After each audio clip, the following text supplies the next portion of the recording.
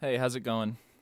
I'm Sephiros, and today I'm going to be talking about some techniques to create a nice, full, and lush sounding mix. I spent a little time to prepare for this by creating a little A B section, verse, chorus type chilled out down tempo beat. And yeah, so I'm going to be going through piece by piece and kind of talking about some things that I did in this to achieve this sound.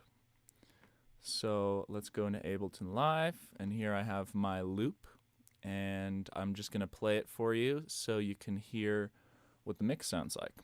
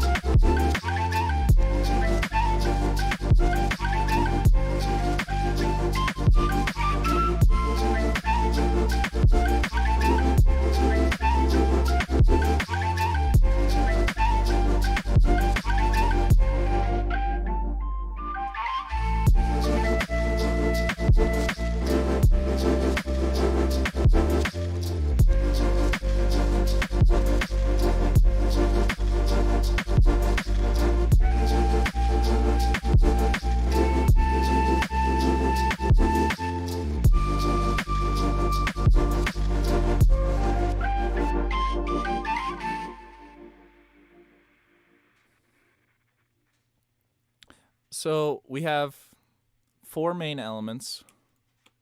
It's a bass, a flute, lead, some chords, and actually the fourth main element is the drums. So this element I'll talk about first. It's the texture pump layer, and this is what I made first. So this is a drum rack. I'll solo it here.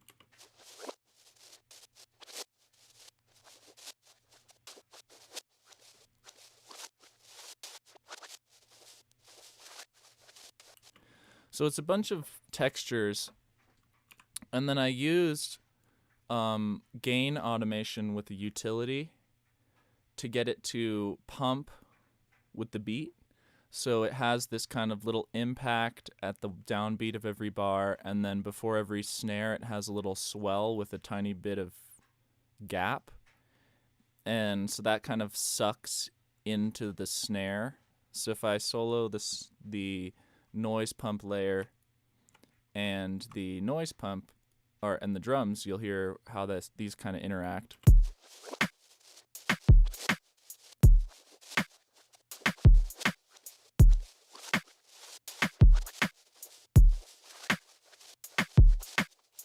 So that just gives the whole beat kind of this bed of texture and a bit more pumping action. And then this is inside my sidechained group. So this is also getting sidechained out of the way of the kick and snare.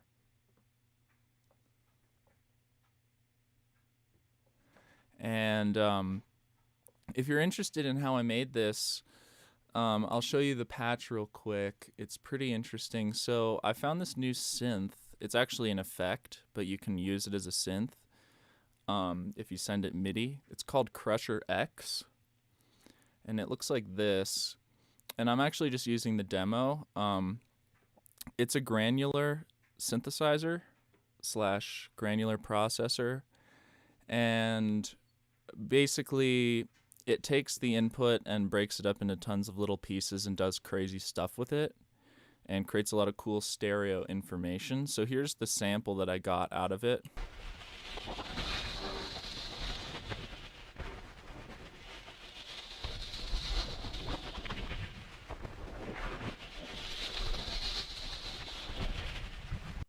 And the source material was this Foley sample, which I can play here. let's see, where's the beginning? There's the beginning. So here's the beginning, and the sample's the same length. You can see it that I just sampled that MIDI note. And so this is just a sampler with some Foley in it.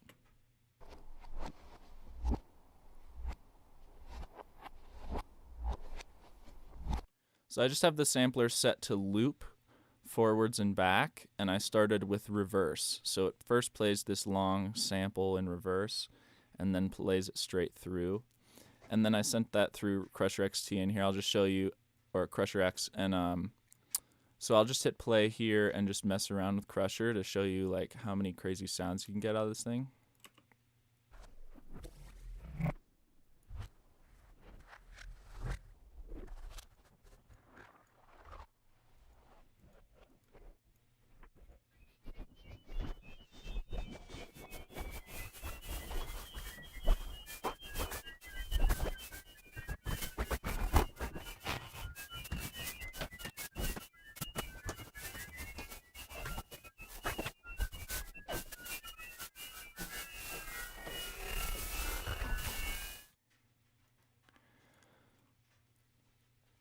It has presets too. You can go through the presets.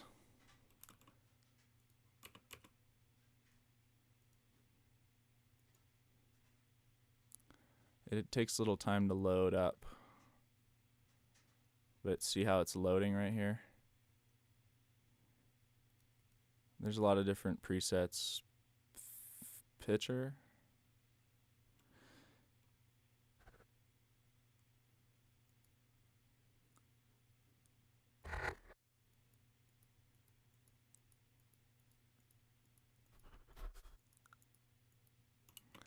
Anyways, it's kind of tricky to use at first, and I haven't really learned it yet, but this is what I used to make that. You could use any sort of granular plugin, even just Ableton's grain delay, to get these kind of cool effects by just sending kind of Foley samples or percussion loops or whatever through it.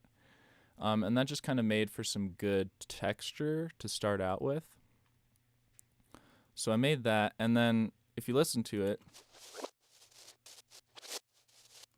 it's a lot more centered, and I did that by using some mid-side EQ.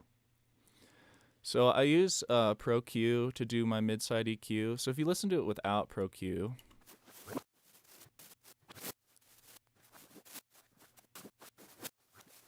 it's got like a lot of crazy stereo stuff going on.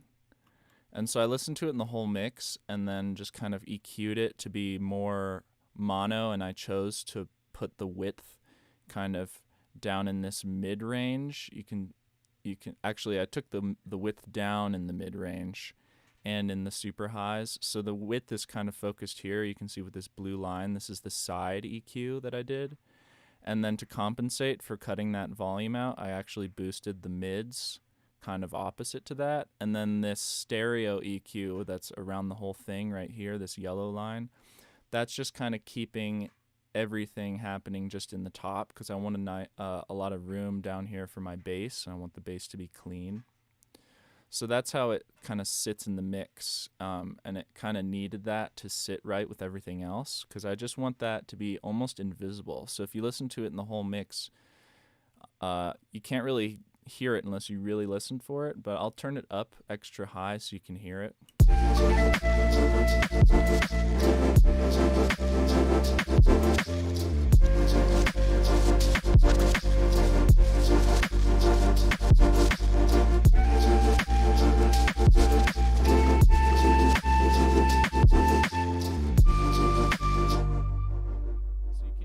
It sounds pretty good when it's turned up too, but I didn't want it to be too distracting, so I kept it pretty low in the mix.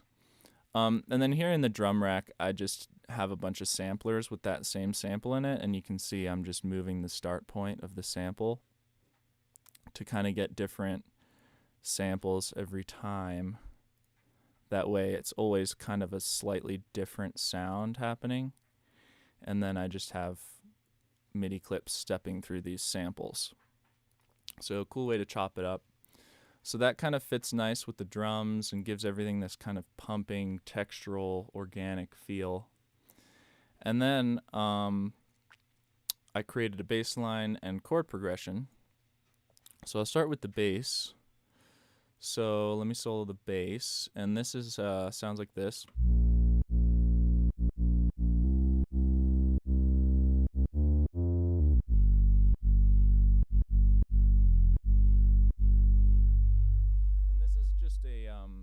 And this is a Moog emulation by Cherry Audio, and it's just a basic subtractive synth. I have the filter cutoff set pretty low, so it's mostly just kind of a warm sub kind of sound. And then it's going through some EQ. And if you look at the EQ, here I'll play it without the EQ. So I'll play it without the EQ, and it sounds like this.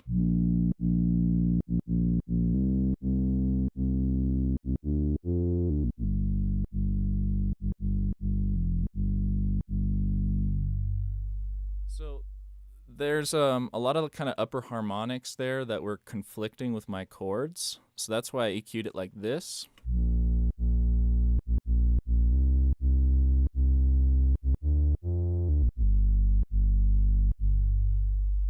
So taming this low mid-range left a lot more room for my chords. So now I'll go to the chords, and I'll show you the chords. So the chords sound like this.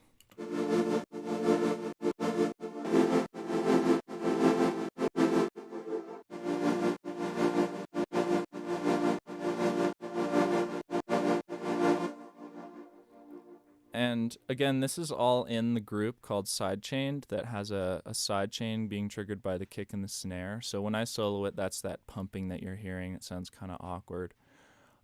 So this is a Contact doing the old school organ, one of the old school organ sounds that I tweaked a little bit. And then that's layered up with a super saw patch that's just 2 saw waves that have some fast detuning. So I'm just modulating with a random to the tune by like 0.1. And then, so these are kind of slightly unstable, and then one's tuned down and one's tuned up slightly to get that kind of detuned saw wave sound. And then I panned one left and one right slightly. And they have a slightly different gain setting, so they sound pretty nice and lush and wide because of that. And then the phase plant is going through its own EQ. So without that, it sounds like this.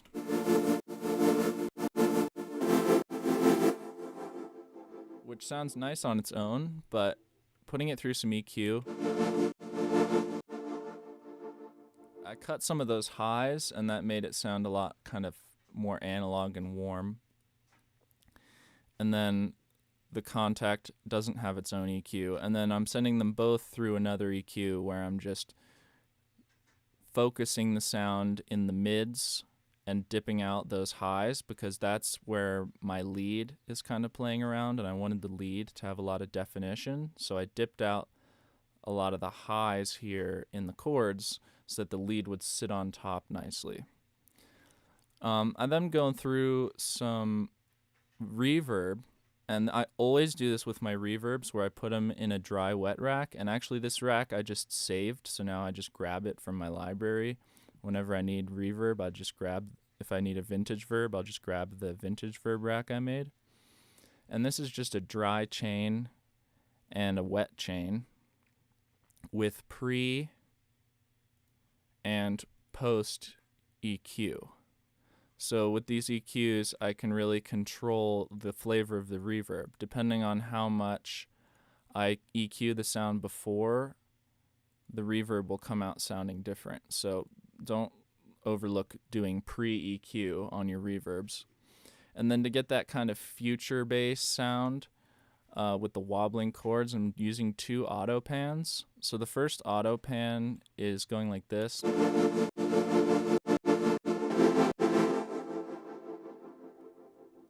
So it's doing an 8th note pattern, and then I adjusted the offset, and the phase is set to 0, which means it's just doing volume. It's not doing any panning stuff. And then I adjusted the offset so that it would kind of be slightly late, kind of offbeat and playing in the pocket, out of the way of the drums. And then I sent that through another auto pan that is set to half note. So with those both happening, it's kind of going whoa, whoa, whoa, whoa, whoa, whoa, but it's also going whoa, whoa, whoa at the same time. So it's kind of like a double LFO kind of thing happening.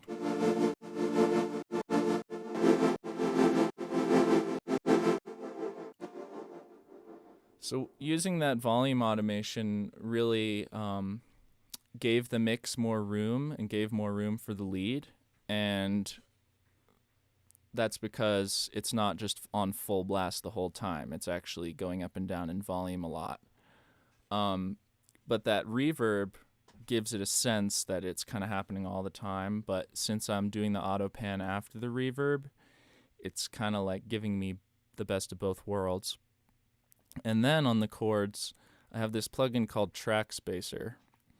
And I'm using this to get the chords out of the way whenever the lead plays. So if you watch this lead,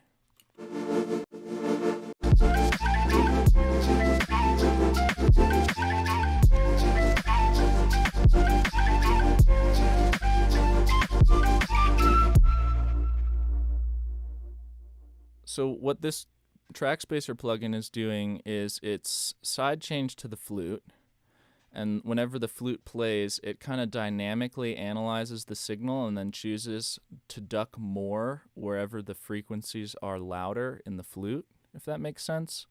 And then you can choose your cutoff, and if you click this little button right here, you can choose your attack and release, and I have the attack set to 1 millisecond, 0.1 millisecond. And then the release is 6 milliseconds. So it's a pretty tight side chain. So it's actually pumping pretty heavily. And doing that actually allowed me to boost 4 dB more of the chords without the chords taking over the mix, because the chords are dynamically getting out of the way of the flute. So whenever there's little gaps in the flute, those chords kind of suck in and fill in the gaps. And it's easier to do it with Track Spacer rather than trying to automate an EQ or something like that, because if I change this flute melody, it'll dynamically adjust on its own.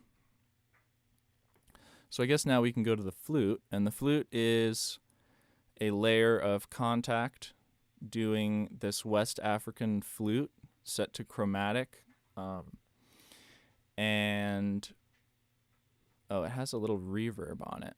I wonder if I turn that down if it sounds better.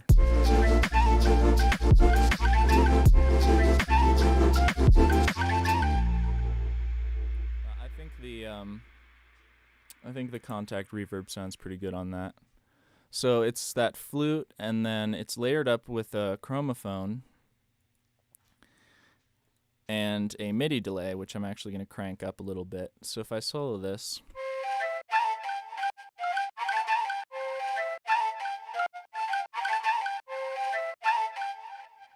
you can hear that the chromophone is just giving a little bit of kind of lazy transient. And I pitched the chromophone with a MIDI pitch plugin up 12 semitones. And the chromophone, if I solo it,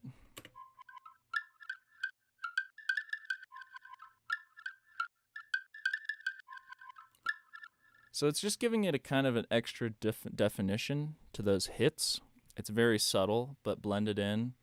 And basically it's just like the drum head going through a tube, open tube, and it's pretty tight on the decay. And that gives the crystallizer here, which is a grain delay plugin, a bit more to chew on. So if I play this without the grain delay,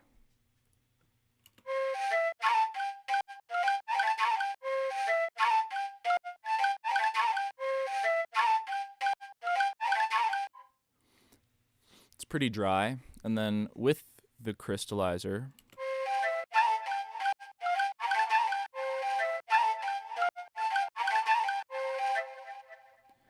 so what this grain delay is doing is it has this reverse forward knob here, which is really cool, or switch. And this, basically every other grain gets reversed. So it gives this cool kind of like time warpy kind of effect. And then I'm just mixing it in slightly, and then it has this duck function, but I'm actually not using the ducking function. I'm just blending it in slightly. And then the recycle is kind of like the feedback, and that's pretty low. And then the splice and the delay are set to eighth note. The splice is like how long its sample is, and then the delay is kind of like how much space between every grain, like a normal delay. And so this is just giving it that kind of width. It's giving a lot of width. This just by default has a pretty good amount of width, and you dial it in here by opening up this little tweak button, and then it's all in the pitch offset, the splice offset, and the delay offset. So those are taking the left and right and creating subtle differences between them. And you can also turn up this smoothing, and it'll kind of start to do more of a reverby kind of effect. So it'll kind of start to smear the delay sound by creating a bit of reverb, which is pretty nice, but I didn't think it was necessary for that. And then it also has an EQ with a low cut and a high cut, which is really useful. And it has a sidechain ducker built into it. And how you dial that in is basically you set your threshold, and then you can either select gate, which means the delays are only going to play when the signal plays, or you can select duck, which means the delays will get ducked out of the way. And then depending on your release and your attack times, that's kind of the way it does that. And then it has these ducking modes, which is like output, both, or feedback. So it can duck from the output, the feedback, or both of them. But we won't use that for now because I didn't think it needed it for this. So that's the main elements. And just to reiterate, the main things that I'm using here to get these all to fit in the mix nicely is kind of EQing and sidechaining. So they're all sidechained to the drums, which means the drums are coming through clean. And then they're also getting sidechained to the lead. The chords are getting sidechained to the lead. So that lead, which is right here, the lead takes precedent. That's the top thing. So it's important to pick like a hierarchy of your mix and then use tools like EQ and sidechain compression to make sure that everything can be nice and loud and full but still out of the way. And then the side EQ, just to reiterate, let's go through this chain on the flute. So we have the crystallizer, and then I've got some EQ. It's basically just making it in this upper mids and highs region. So I'm doing a high, a low cut, which is like a high pass. And then I'm using this low pass filter here just to kind of bring it in and out during these kind of turnaround sections right here. So it kind of gets filtered out a little bit.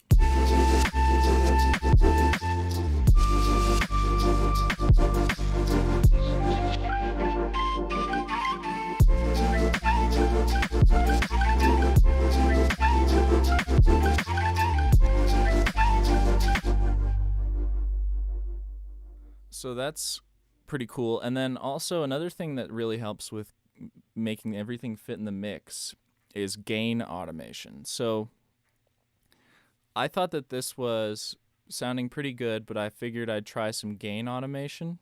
And so you can see right here, I did a bunch of gain automation with a utility to get it to play better with the notes. So it actually, I don't think it would make sense to have that there. Let's do this in real time and get it to fit these notes, because I created this automation for this faster line right here. So if we look at this faster line,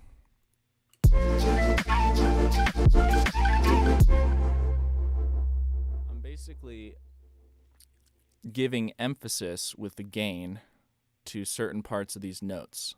So kind of, it's almost like using velocity, but instead of every note having its own volume, the volume is changing over the course of the note. So this note comes in loud and then gets quiet and then gets a bit louder. And then with this note, it gets louder and then quieter. And so we're kind of doing this wave kind of mountain shape along the line to kind of give emphasis to the beats and the pockets of this melody. So that really helped it sit. So if we do that here,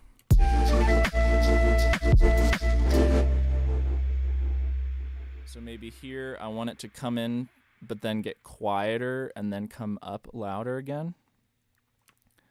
So it gives it a little more punch and a little more movement. And then maybe right here we do something. So let's listen. So maybe right here it comes down again. And then I wouldn't mind this note kind of getting quiet and then coming up loud. So it's almost like building energy now.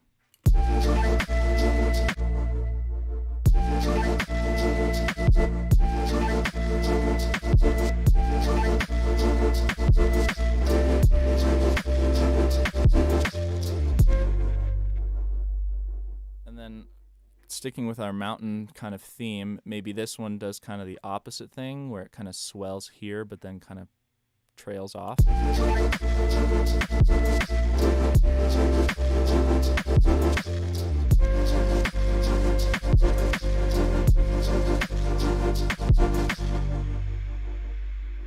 Let's do that too. And then, you know, this next line is kind of the same or similar, so I'll just duplicate that. But then where this faster line comes in, I still want this quicker automation. And so the reason why I macroed this up is if you look at the macro mapping of the utility, I'm only using between 0 dB and minus 10 dB. And the reason I did that instead of just automating the utility directly is so that I could have more room to work with inside the automation lane, and so it would be less finicky. So if you know the range you want to work within, use a macro, and then it makes automation a lot quicker and easier to deal with because you're not having to do this and then zoom in and like scroll around. It can be really annoying a lot of the time with things that have a really wide range. So if you narrow the range by going into this MIDI, into this mapping mode, and then just adjusting the minimum and maximum value to be smaller, then it makes it easier to automate. And then you just automate the gain of the macro knob.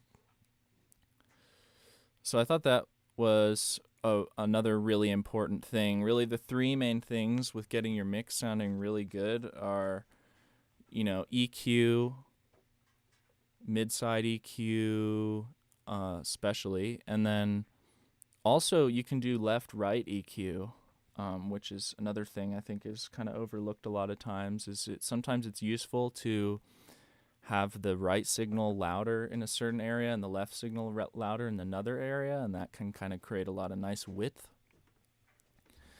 And then obviously compression and sidechain compression, and then probably the most important, honestly, is gain automation. Just doing this kind of detailed gain automation can really open up your mix and give it more room so that you can fit more elements in. Because it's nice when you're trying to create a full and lush mix, it's nice to have a lot of elements.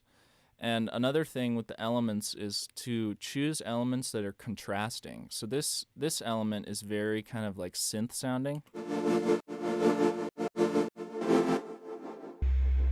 So instead of doing a synth lead, which would probably be harder to get it to fit, I chose a really organic, recognizable sound like this flute.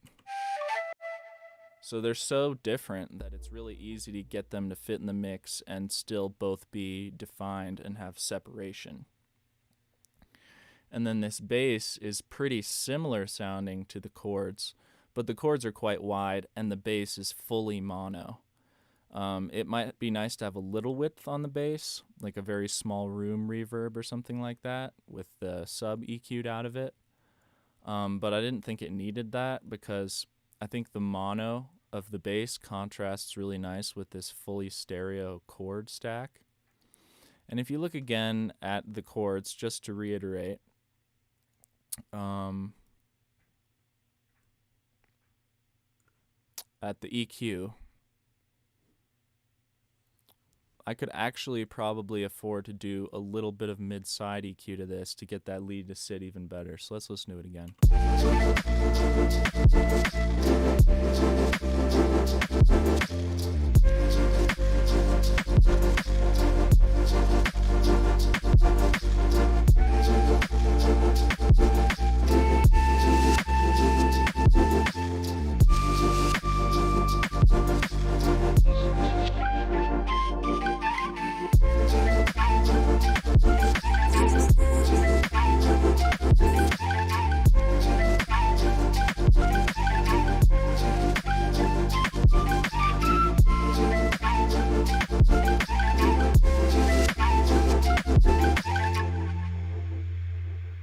that sounds pretty good to me, just thinning it out a little bit. And then to thin it out even more, usually when I do these kind of side EQ things, it helps to compensate for that gain reduction by boosting the mid signal a little bit, like in the reverse.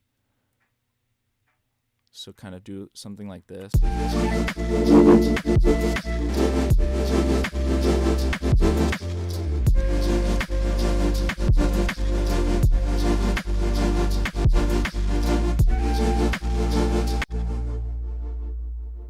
So that wide signal is sounding really good here at like 400 hertz. So I actually boosted that slightly. So now we have kind of more narrow on the low end and the high end, and then the width is kind of focused in this mid-range.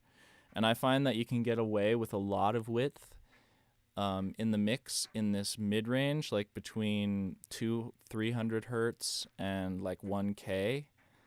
It's a really good place to have width. And then I find that the mix starts sounding a bit messy and ugly if you have too much width up top, which is why I'm actually attenuating a lot of the width on a lot of these things on the top, because I want the width. See how much of the width I'm taking off on the effects on the top? And that's because with this flute, I'm letting it be fully wide up there. And so the flute is kind of doing all of the width on the highs with that main element. So yeah, mid-side EQ is super important for getting mixes to sound nice. So the next element I created was this shaker, and I actually recorded this through this condenser mic that I'm speaking through right now. And I used, this is kind of a cool instrument that I've been using a lot lately. It's these. They sound like this. They're like I think they're like yak tone, or they're like alpaca toenails or something. But yeah, so I recorded those, and then those sound like this. Let me solo the group.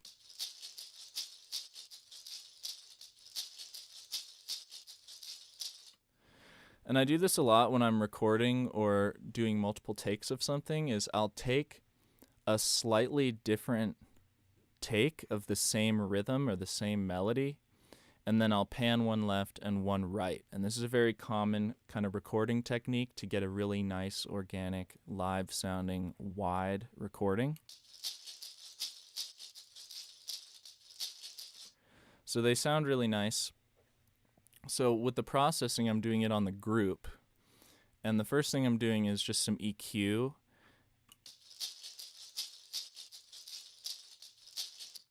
So those were very kind of sharp.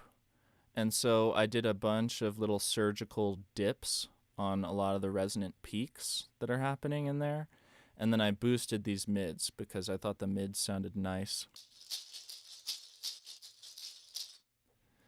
And then I went through compression, because these raw recordings, they have a lot of kind of erratic peaks, and it was super kind of peaky and sharp sounding, and it did not sound that great in the mix.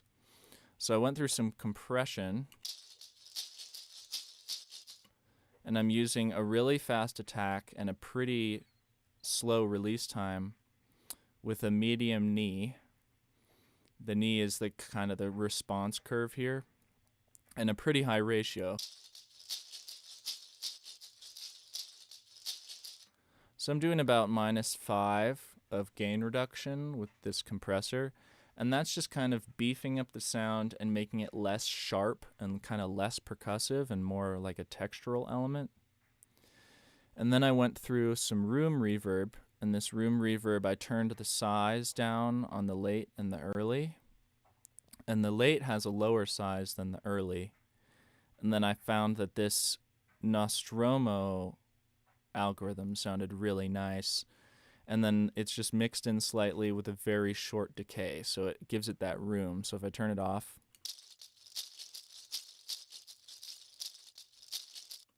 still a very wide signal, but it's very kind of dry. So this room gives it a lot more texture and width and kind of space. Also kind of pushes it into the background more, which was really useful because I wanted this to just hold down the groove without drawing attention to itself. I want all the tension on that melody, that flute melody. So then after the reverb, we have some more mid-side EQ. And with this EQ, first I'm doing a stereo high pass to get rid of the sub so we can keep that bass nice and clean. And here I'll turn the EQ off. So without the EQ, it sounds kind of weird. It's like kind of bloated and dim and kind of doesn't sound very good. So with the EQ on, sounds a lot better. So I'm doing a high shelf on the mid signal above 8,000, and that's giving it that nice, crisp, hi-fi definition. And then conversely, I'm dipping out the sides. And I'm doing some pretty dramatic mid-side EQ because this signal is so wide, because it is two different channels playing two slightly different takes that are panned pretty heavily right and left. So there's not a lot of mid signal left, but I'm using this EQ to bring that mid signal back in where I want it. So I'm dipping out the sides pretty heavily on these mids. And I'm dipping the mids slightly less. So I'm kind of focusing the width right here. The width is kind of focused up here in this like 2,000 to 8,000 range. And this is just kind of a nice groovy textural layer. So if I play the mix without it,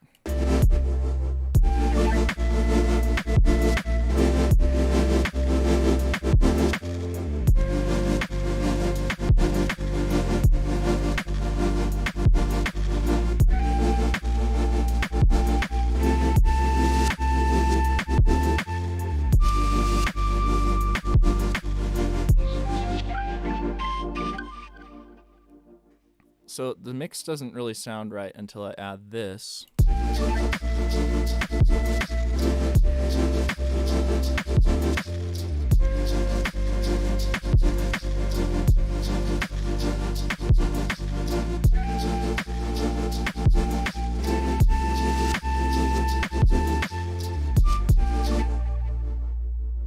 So that really kind of rounds the whole mix out. It gives it that nice high definition up top, but it's a nice kind of soft organic sound that isn't too harsh, and I think that it contrasts the hi-hat perfectly. And the hi-hat is mono and a synth hi-hat.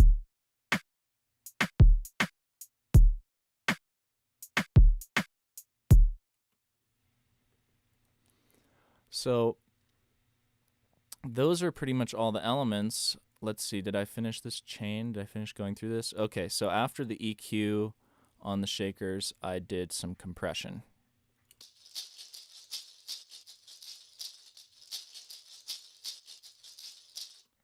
So I felt like it just still was too percussive, and so I did more compression after I did this compression. So there's quite a bit of compression on these shakers, and that's just bringing up that noise floor, bringing out that texture, and taming a lot of these peaks. So there's a lot of width and lush texture going on in a lot of those sounds, which is why I chose to keep my drums pretty mono. So they sound like this.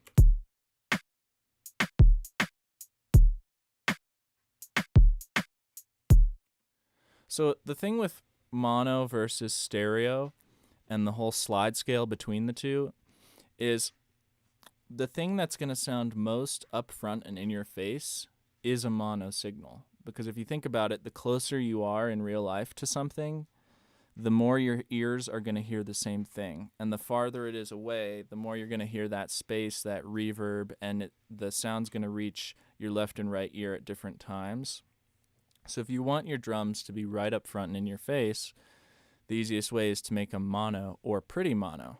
So if I wanted to add some reverb to these, I'll show you how I like to add reverb to my drums.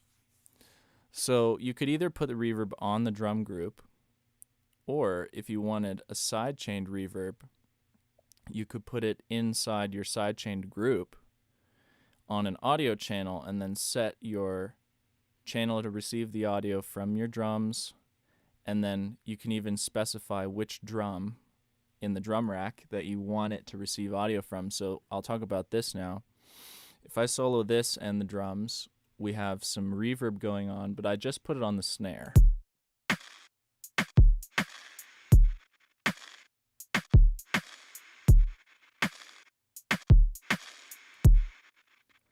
So I'll go through what's happening here. So the audio is going from my snare into this audio channel, and the channel is set to in so that it's always listening. And then I have this rack that I made, and it's basically a Valhalla room, and the late size and the early size are very low, so it's a very kind of a small reverb, but it's set to a big room, so kind of getting the best of both worlds and a pretty long decay.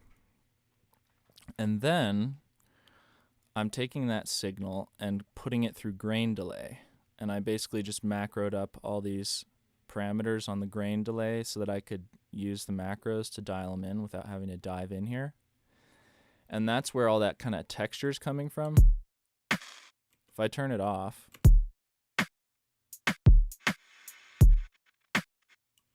and you can hear the reverb's kind of coming in and out. So the way I'm doing that is after the grain delay, I'm going through some mid-side EQ again. And this mid-side EQ is controlling the sides in the highs. I'm trying to keep that high width for the lead, so I don't want to fill that space up too much with perks and stuff. But I've found that in this 2,000 hertz range, it sounded nice to have a lot of width coming from the grain delay. When you turn the spray up on the grain delay, it gives you nice width. So this is kind of a texture spray on a snare, and I'm basically doing this kind of mid-side EQ, giving some definition to the mid signal on that snare reverb up in the 6,000 hertz range. And then I'm compressing it. So I'm pretty heavily compressing that. So I'm just trying to keep it louder for longer, hence the low attack time and 100 millisecond release time and super high ratio. So I'm just kind of keeping it louder for longer. And then I'm going through a gate.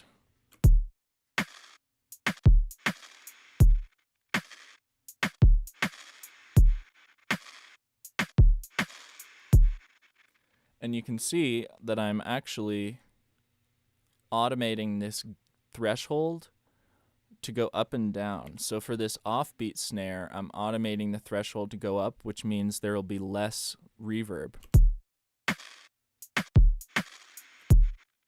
And I'm also using the gate to make sure that that reverb isn't filling up too much space in the mix, but it's still giving the snare a sense of space. So it's given that hard cut to silence from space, but in the mix there's so much other reverb and stuff going on that you can't really tell that it's happening, and so that just gives the mix more space and gives everything a tighter, groovier feel too, because depending on where you set this threshold and what release time you use, you can set it to kind of cut off before the next kick comes in. So if you listen to it again,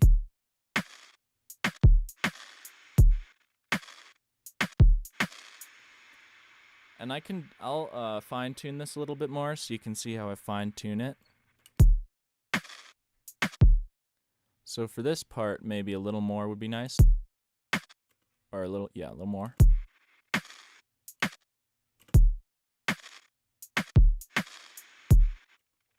And then right here, I'd like it to kind of cut off again. So that's pretty good. Move this right here up.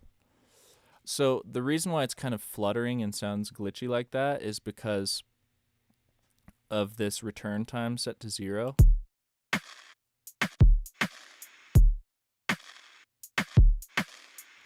So if you turn the return time up a little bit, you can see that that kind of smooths it out. And same with the release time. So balancing the release time and the return time will kind of smooth out that glitchiness. So this is new in the mix now.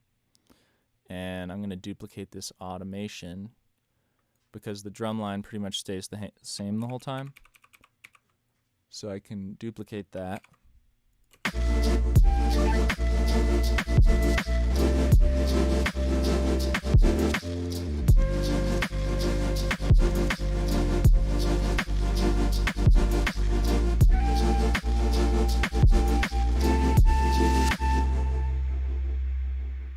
So I think we could actually turn this whole sidechain group down another dB or two. So you can see that that brought the drums out more. So the more you turn everything else down, the more your drums come through.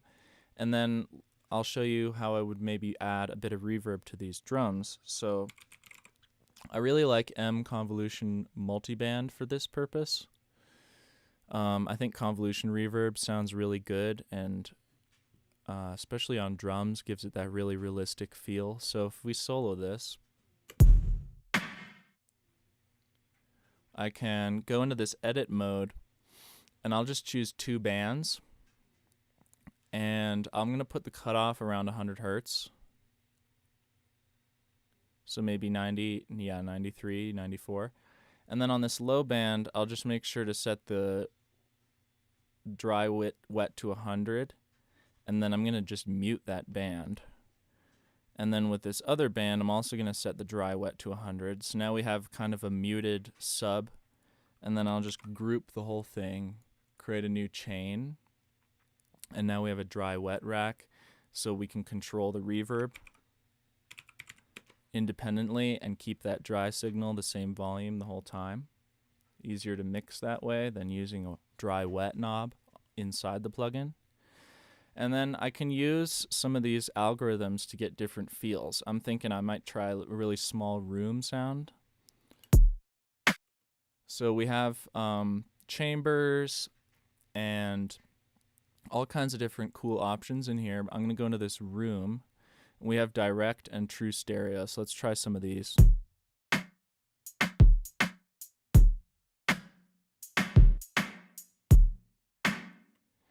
And so I'm not going to get very far if I'm just listening to that soloed. So what I'm going to do is listen to the whole mix. And this is almost always how I mix things. Sometimes I'll solo things to get things sounding right if I'm doing sound design, but when it's in terms of mixing, it's really good practice to just listen to the full mix while you're mixing things. That way you know that it fits. Otherwise, you might make changes and it sounds good soloed, and then you unsolo it and it just sounds like trash. So I'm going to listen to the whole mix.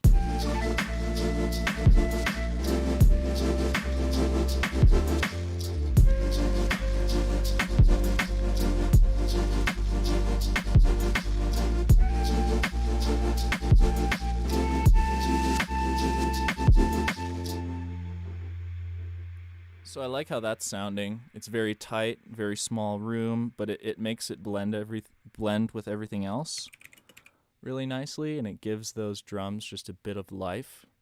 But it's a bit wide in those lows, so I'm going to do a little mid-side EQ.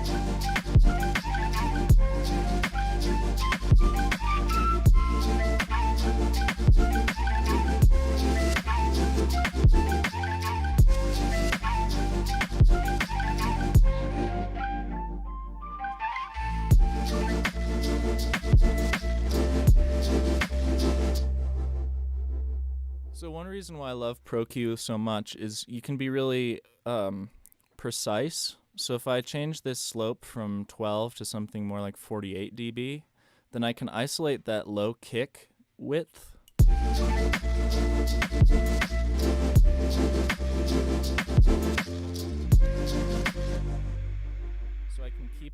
kick sounding nice and centered, and then I can actually go here and boost the sides a little bit on that snare transient and give that snare transient a bit more width. And the other thing that's really cool about Pro Q is it actually has a dynamic mode, so I could, instead of just boosting that peak on the reverb, I can do a little dynamic, so it only comes in wherever that snare really punches.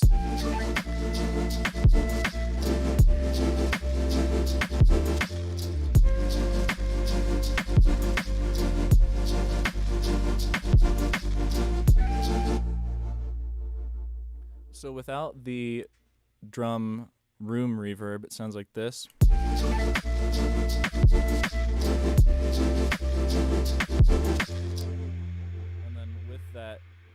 With that small room reverb, sounds like this.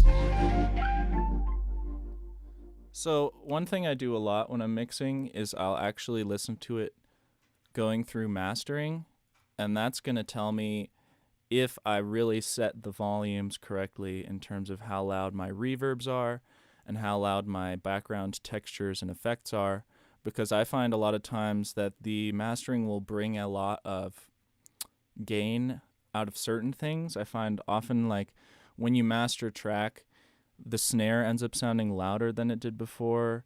The textures and the reverbs start sounding louder than they did before. And it's kind of hard to get that right. If you're working with a mastering engineer, you end up having to go back and forth a lot. So if you get your hands on something like newfangled Elevate or like a Pro MB or Pro L or something like that, some sort of mastering limiter, then you can start to fine-tune your mix before you send it to your mastering engineer, or just master it yourself. So I'll kind of boost this into this limiter now and hear how it sounds.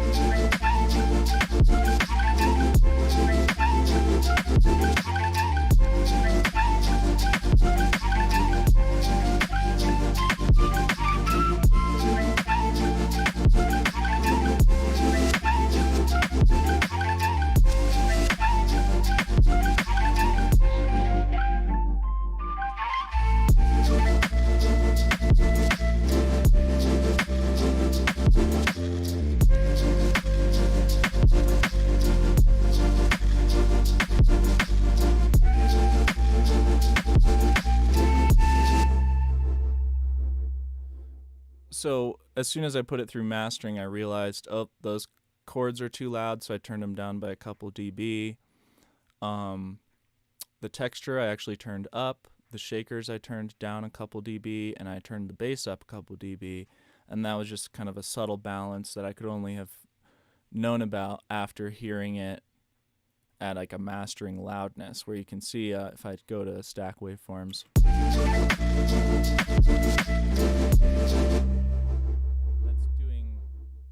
That's doing quite a bit of gain reduction. Probably it's doing 6 dB of gain reduction, which is more than I would do for something that's down tempo like this, but around the realm of how much gain reduction I'd be doing if I was working on like bass music or something like that. Something to note as well with mixing for a good master and being able to push a master harder and louder. Something that's really important to pay attention to is the shape of your kick. So a lot of sample packs will give you a kick that's totally bricked. If I render my kick here and I drag it out onto an audio channel, you can see that the kick that I've decided to go for is not bricked, right? It's a Dorito. It has that nice slope to the tail. You know, it's not like a curvy. It's pretty beefy, you know, it's got some beef. But if I bounce out the master, now look at the kick. So I can go group 3 and then just sample a bit of this.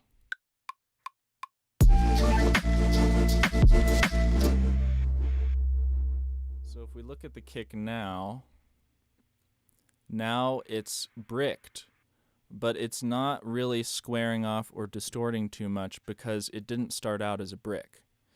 So if you start out with your kick as a brick, you're actually not going to be able to push your master as loud, because the first thing to fall apart when you're mastering is your kick. If you start out with a bricked kick, then the kick is going to start sounding floppy and muddy and kind of weird. So if you want to use a kick from a sample pack, say grab a Murda kick.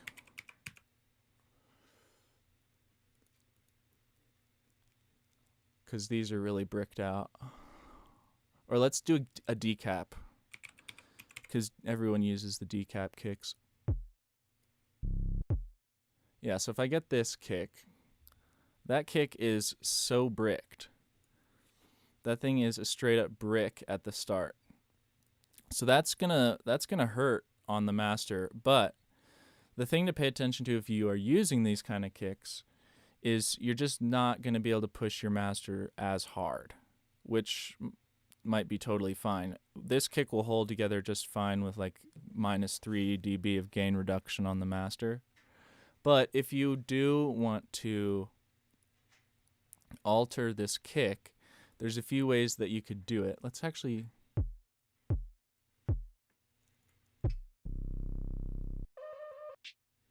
let's get a different one, because I don't actually like that kick at all. Yeah, that's a little better.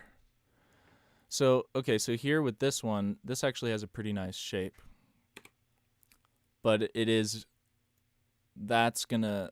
that might be a problem when you master. In the mix, it's gonna sound great, which is why I think a lot of people make kicks like this for sample packs, because when you're browsing through Splice and you're not actually listening to a kick in the mix, the kick is going to sound great because it sounds fat. But if you just shape the transient, you can use something like Kiloheart's transient shaper, which is pretty good. You can turn the speed up and the attack up. And if I turn the volume down,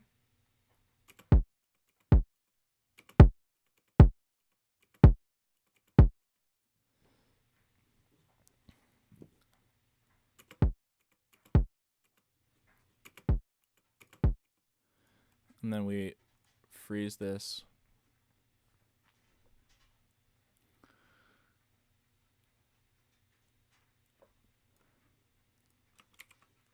So let's see what it looks like.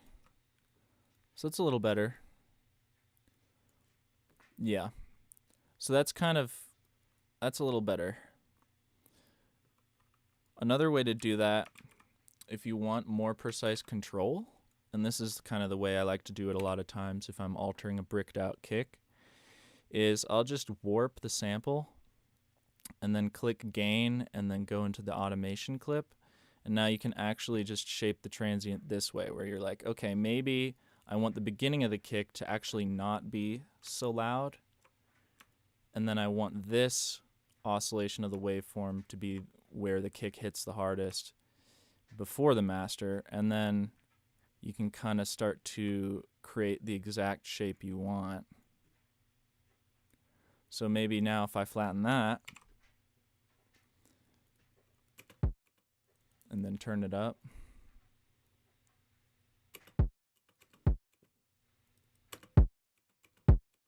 It still sounds nice and beefy because when you clip a kick or run it through some sort of distortion, you get some upper harmonics that are nice, but you're also going to change the shape of your kick. So if you then transient shape it again after you've distorted it, you keep those nice harmonics, but you get your nice shape back again, and it's going to hold out better under heavy limiting. So just a quick aside for kicks. And the reason why oftentimes I will use kick 2, and this kick 2 is going through decapitator to get some harmonics, but it's mixed in, so letting the dry signal through. The reason why I use kick 2 is because I can tune the kick and the shape and time of the kick to the track. Whereas if I drag in a sample from a sample pack and I start pitching it up and down, I'm going to make it longer or shorter, and then it's not going to fit the timing of the track correctly. So being able to tune the kick exactly to your track is really nice, and this tune is in D minor. So I have the kick bottoming out at D1, which is the sub D, and then I have I'm having the punchy part of the kick happen between A3 and A2. So A is actually the note that we're hitting here on the bass mostly. I think. Yes, A sharp. You're hitting A sharp a lot of the time, and G and F. So the kick is kind of tuned to the track. I could maybe even tune it better. Let's listen to the track.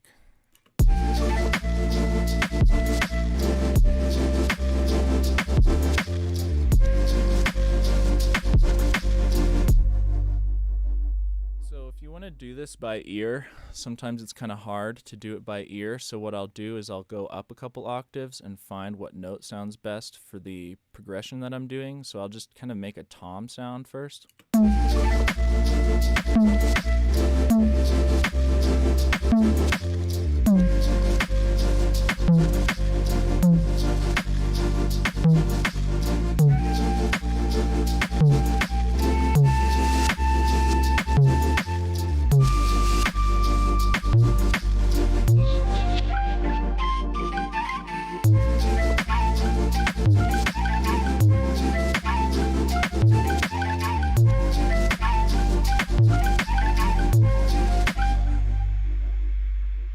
So when you're tuning your kick, you need to take into consideration, okay, what's my chord progression doing? Because if I just play the root note might clash with certain chords, but there might be one note that fits all your chords equally as well. And just by playing around with that tuning, I found, okay, so A sharp is sounding pretty good with all those different chords. So I'm going to now go down to the A sharp 1 or A sharp 0 and see how that sounds. So I'll have the punchy part of the kick play around this third octave, A3 to A2 kind of thing, like I was doing before, and then I'll go down here to the low A, which is A0. And A0 is actually going to be too low to hit on most systems, so maybe I'll go A1. Let's try A1, which is pretty high, and we could maybe have it level out. The more you level out the pitch of your drum, the more it's going to be perceived as a pitch, whereas if it's ramping down like this, it's not going to be as easy to perceive what pitch that is because it doesn't have a sustained pitch. It's actually just a pitch envelope. So if we have it level out a little bit, and then maybe right here we pitch down and end at the low A, even though that A is not going to hit on most systems, you'll still probably like subconsciously perceive it as that. So let's kind of dial this in now.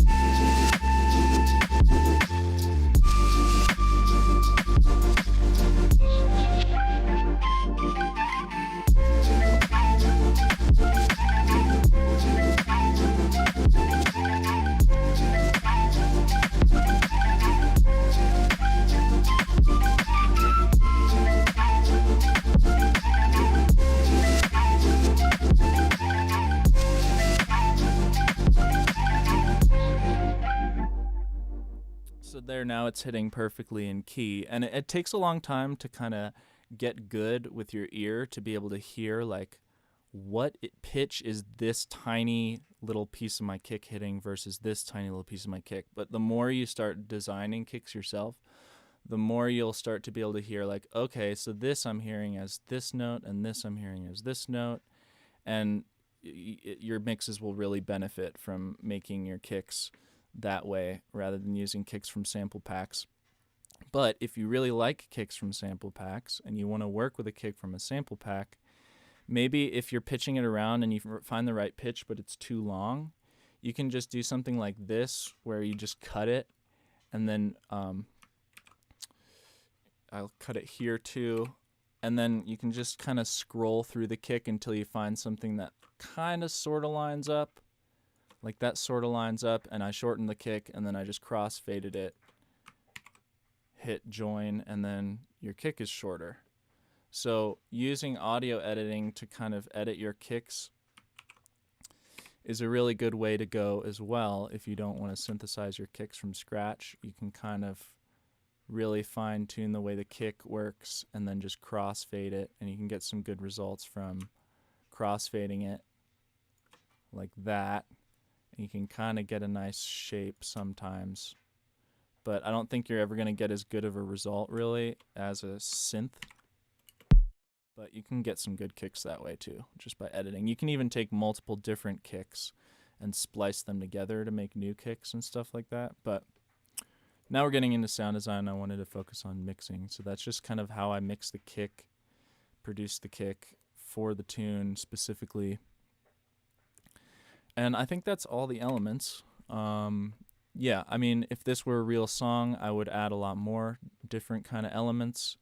Maybe one thing that could be nice in here is just a tiny bit of noise, like a background noise that's imperceptible, but it'll add a lot of thickness. So there's this sample pack on Splice called Room Tones, and it's just kind of samples of different rooms. So let me see. Where did I put it?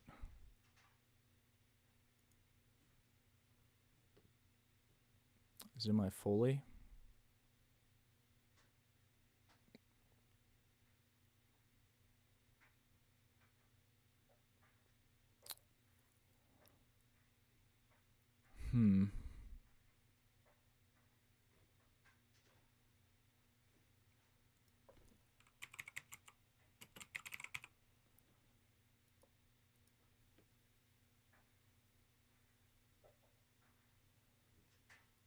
Can't remember where I put this. Essential Foley sounds, is it in here? No.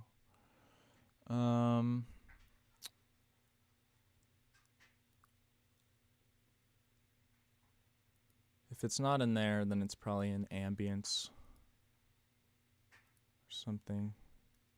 Atmospheres. Yeah, atmospheres, essential room tones.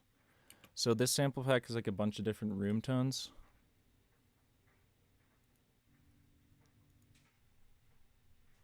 So here's a good one. So this, like, it's so quiet. Listen to this. If I just play it. Turn it up.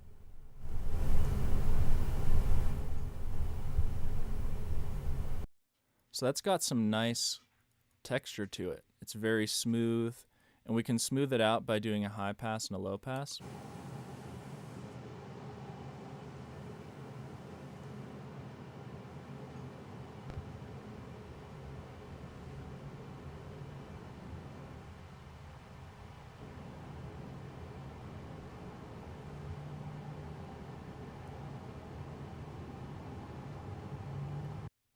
Notice it's a mono recording, so that mid-side EQ isn't actually doing anything. So let's see how this sounds in the mix.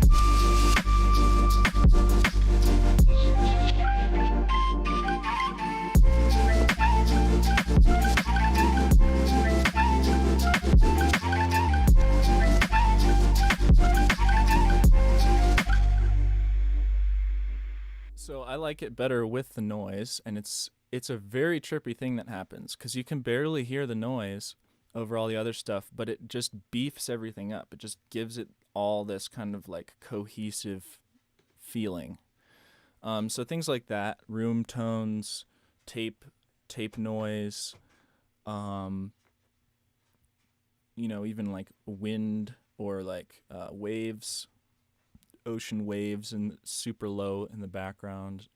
You can't even hear it, but it gives it that feeling. It gives it that body. It gives the whole mix this kind of body. And notice I put this in the sidechain group, so it's going to actually pump along with the drums a bit. Whatever I put in this sidechain group, it's going to pump along with the drums.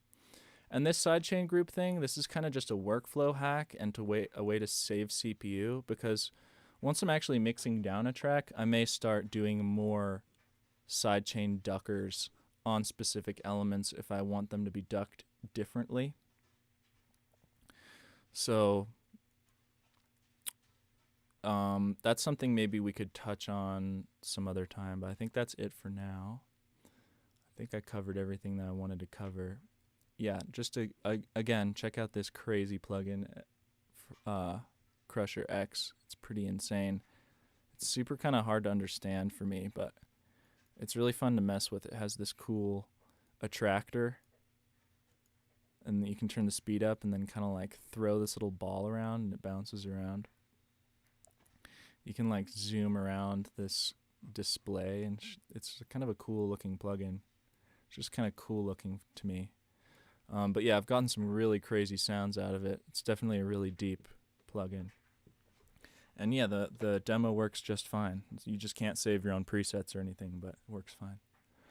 So yeah, thanks for joining me. Thanks for watching. This is probably going to be the last stream for a while because I'm moving, and the place I'm moving to, the Wi-Fi might be not good enough to actually get a good stream, but I'm praying that I'll be able to keep these up. But yeah, check out my music on all platforms, Sephiros 5EPHRO5. If you want feedback on your music and thousands of samples, check me out on Patreon, same name.